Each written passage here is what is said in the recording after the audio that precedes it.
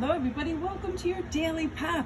I thought I would do a read and pull some of my favorite Ellen Dugan tarot cards on what is going to be your movement towards adventure.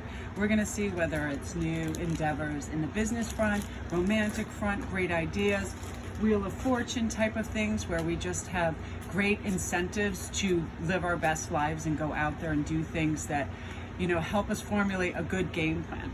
Like today, I have to say, there are days I wake up and I'm like, oh, I feel stiff, and I start to talk myself out of good things like cleaning, exercise, and the things I should be doing. But then what I do is I savor the life out of my coffee and I just sip it, and I start to think of things I'm looking forward to for the day. Again, movement towards adventure. What can I do today? Who can I talk to? All of that will lift my spirits. What can I create in terms of jewelry and reads and things that, imbue me with a sense of adventure and fun, and they lift me up. Like I was just completely inspired to do this. I saw my tripod and I sat down. So let's start with this. Yay. So let me just prop this up here. I had a post this morning that was talking about trusting ourselves, and this is something that we need to do. So let's utilize our strengths to prove that we can do what we set out to do, whether it is a kind of like cleaning game plan, sort of spring cleaning, getting rid of things, people, places, things that are heavy, really trying to make an envisionment board. I start this on my notes almost every single day. I say, this is what needs doing, ABC, this is what I planned and scheduled in my head, and I want to close those tabs out so they won't be hanging over me and nagging at me, and I can just go and do them. What makes us feel stronger? To exercising, eating well, all of those things, right? And we have a proclivity as a society to talk ourselves out of that. Look at these cards, you guys. You can't beat this. I knew this deck was the deck. What makes us feel empowered, strong, rich in our own sovereignty, balanced, well-directed, and also just capable, right? I like to do things I know I'm capable of. Like there's certain dishes that I can cook and cook well. There's very few, but when I do them, I'm excited about them. Again, then I feel empowered and I feel good, and other people are happy to have those things as well.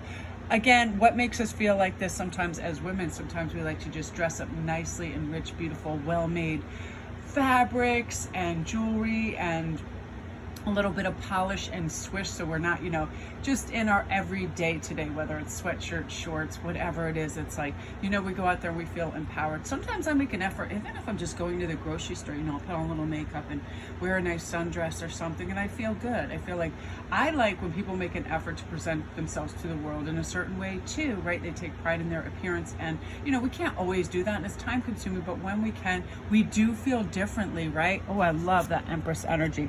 And having a pause. Love me the hangman moment. We all need this. Before we open that door and go out into the world, are we fueled with a sense of adventure? Are we also implementing patience? So if there is, say, a bumper to bumper traffic for like 20 minutes, we're not going to lose it. We're going to listen to maybe an audiobook, talk to ourselves, our spirit guides. See that as a course of meditation instead of exasperation, right? And that's when we want to plug into our strengths too. I love that. Hangman, that's a big one for me too, because that's something I really need to do justice. This reminds us that karmically, whatever we are due will come our way. We don't have to push. We don't have to doubt. We don't have to start feeling like, where is it? Where's my person? Where's my place? Where's my thing? Where's my accolade? Whatever it is will come to us. There is such yin yang energy in the world, and push and pull and reciprocal, that you will definitely be receiving what you put out. So remember that those little acts of generosity where you pick up, the check, or you mow somebody's lawn, or you do something nice for them, those beautiful acts of kindness come back to you. So we need to pause sometimes and ask ourselves, are we really too busy to do that? Are we so stressed rather than blessed that we can't call someone and see how they're doing, especially if we know they're under the weather or they're undergoing some sort of predicament in their life that causes them discomfort or fear? We're never too busy, right? So let's get blessed over stress and tap into that energy and take our movement towards adventure that brings us to the next stage and understanding our potential, right? We've got so much on-tap potential. I know myself, sometimes at the end of the day, I'll beat myself up and go, oh man, you had these hours, you could have done A, B, and C.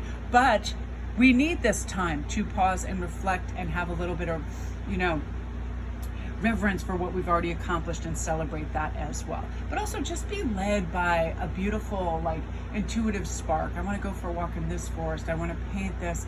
I want to understand this and study this and listen to this music, all of that. Just let it ebb and flow around you and let go of resistance, and also the to-do list that we always think we have to do. You know, things will get done. There's no hurry. All is well. And let's find some things to be excited about, right? Awesome. Love and light, you guys.